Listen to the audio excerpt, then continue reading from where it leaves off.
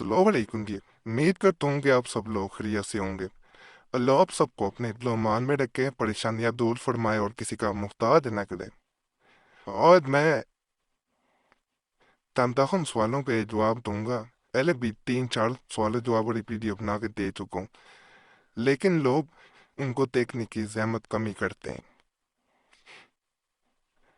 इसलिए भी ये वीडियो दोबारा बना रहा हूँ कि बहुत से नए लोग आगे होते हैं, उन्होंने चैनल सब्सक्राइब नहीं किया होता, जिसकी वजह से उन्हें सवालों जवाब वाली वीडियो जो है वो नहीं मिल पाती। अल्लाह हर वीडियो में कहता हूँ सिर्फ इस मकसद के लिए सवालों जवाब वाली सब्सक्राइब कर लिया करें और सवालों जवाब वाली वीडियो देख लिया करें कि जो सवाल रह गए होते हैं, जवाब नहीं मिले होते और असर नहीं हो रहा होता, उनका जवाब जरूर आपको मिल जाए।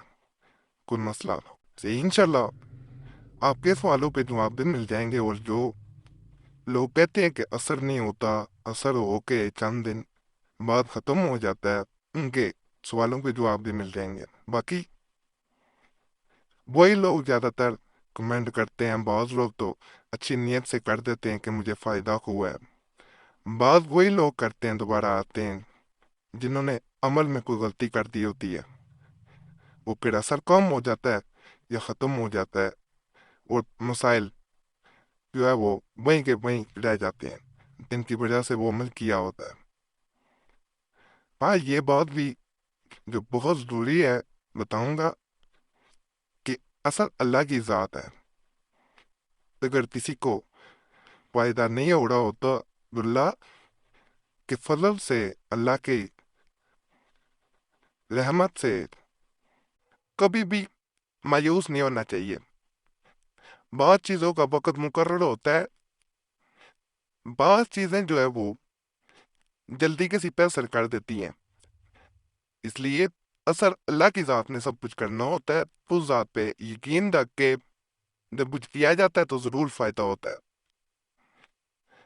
बाकी सबसे पहली जो बात है, जब भी अमल शुरू करें नीयत अच्छी होनी चाहिए, मकसद नेक होना चाहिए, किसी को नुकसान पहुंचाना मकसद नहीं होना चाहिए। गलत नीयत कामकारी के लिए या किसी गलत मकसद के लिए कोई नफ्स, कोई वजीफा या किसी को नुकसान जो है पहुंचाने के लिए तो हरगिज कोई नफ्स या कोई वजीफा ना करें, कोई अमल ना करें। नीयत अच्छी होगी, फायदा होगा। बावजू होके करें और नापाकी में ना करें। अमल कर रहे हो कोशिश करें बड़ा गोश्त गाय का, भैंस का, बछड़े का, इनके जरा परहेज करें। बाज अमल ऐसे हैं उनमें परहेज करना चाहिए। ठीक है, सामने कोई अमल ना करें, किसी को दिखाना नहीं है, कोई तवीज़ ना दिखाएं, किसी को बता के ना करें। बाज ऐसे अमल हैं बताएं तो सिर्फ जाता रहता, ख़त्म हो जाता है, इसलिए किसी को हरगिज ना बताएं। हाँ करके जो जानता हो उसको तो हरगिज ना बताएं।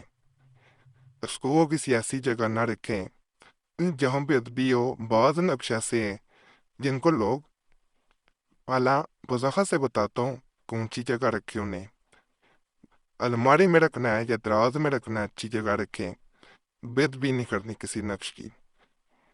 इसलिए वजीफा भी करें तो उसको पाकी में करना, कल वक्त मुकर्रर पे करें, और जिनमें नियत की ज़रूरत है अमल में वह नियत करके करें।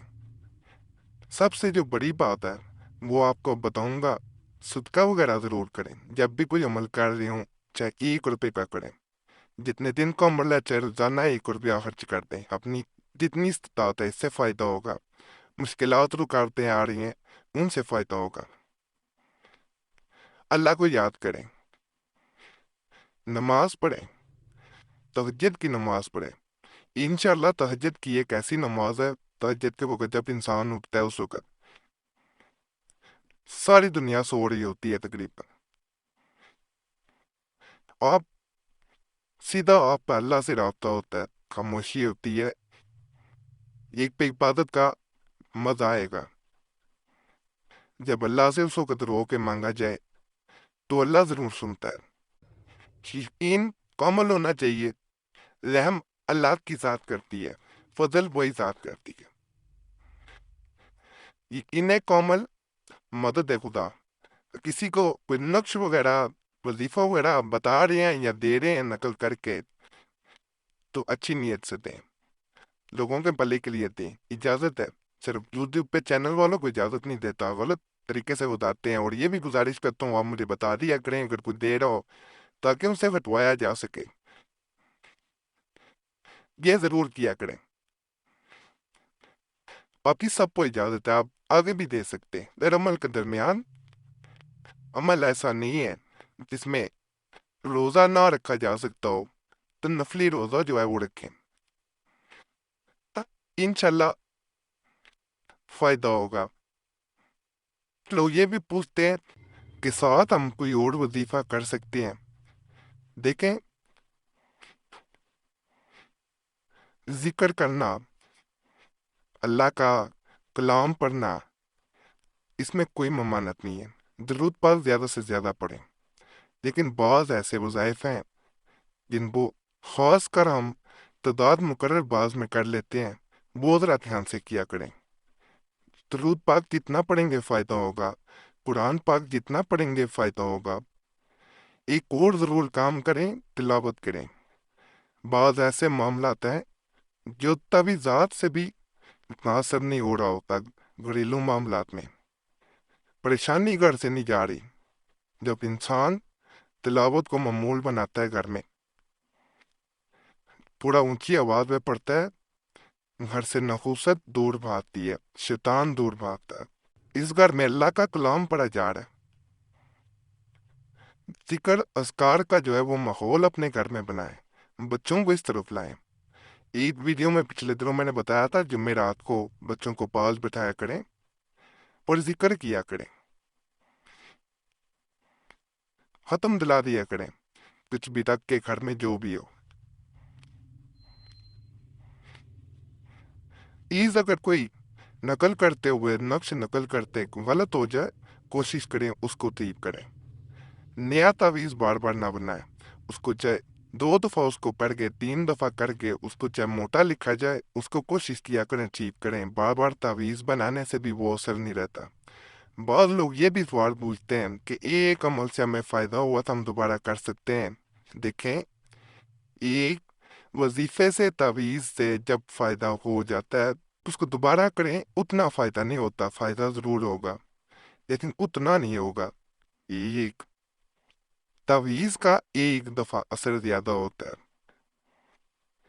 جیسے بعض ادویات ہم کھاتے ہیں تو ان سے فائدہ ہوتا ہے، تو اس کے بعد ایک وقت آتا ہے وہ فائدہ دینا چھوڑ جاتی ہیں، پھر اس سے تیز دوائی دینا پڑتی ہے۔ اسی لیے میں بعض لوگ کہتے ہیں آپ ایک مقصد کے لیے بار بار تعویذات بتاتے ہیں، ہر تعویذ کا، نقش کا اثر علیحدہ ہوتا ہے، اس لیے میں مختلف بتاتا رہتا ہوں۔ کسی کو ایک سے فائدہ ہوتا ہے، کسی کو دوسرے سے ہو جاتا ہے، کسی کو تیسرے سے ہو جاتا ہے، ہر ایک کی اپنی تاثیر ہے۔ کر سکتے ہیں ایک عمل دوسری بار بھی۔ ایک ہفتے کا ضرور وقفہ دیا کریں، یہ بہت ضروری بات ہے جو بتانے لگا ہوں، یہ پہلے بھی 3 ویڈیو میں بتایا۔ جب آپ اپنی مرضی سے زیادہ تعویذات اور وظائف کرتے ہیں کہ ایک عمل ختم ہوا ہے، دوسرا ساتھ ہی شروع کر دیا ہے، ایک وقت میں 3 عمل شروع کر دیے ہیں، بعض عمل تو کیے جا سکتے ہیں۔ مثلاً ایک رزق میں برکت کے لیے کر رہے ہیں، بعض ایسے ہیں اس کے ساتھ آپ محبت کے لیے کر لیتے ہیں، گھر میں سکون ہو کر لیتے ہیں، کوئی فرق نہیں پڑتا۔ بعض ہیں ایک ہی مقصد کے لیے آپ 10 شروع کر لیتے ہیں، ایک ختم ہوا اگلا بھی شروع کر دیتے ہیں، تو اس طرح فائدہ نہیں ہوتا، اثر کم ہو جاتا ہے۔ یہ وجہ بھی بہت بڑی ہے کہ لوگ کہتے اثر نہیں ہوتا۔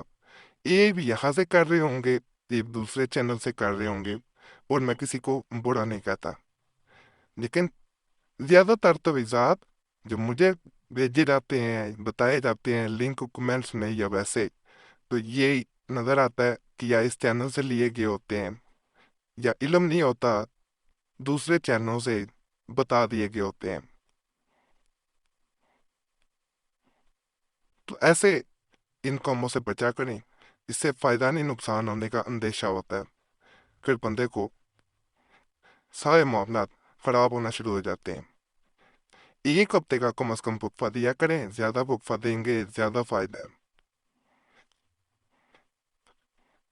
کم از کم ایک ہفتے کا وقفہ دے کے دوسرا عمل شروع کریں۔ یہ بھی بات بتاؤں، عمل کرتے وقت کوئی بھی نقش نقل کر رہے ہیں وظیفے کے لیے تو اتنا لازم نہیں ہے، لیکن بہتر ہوتا ہے۔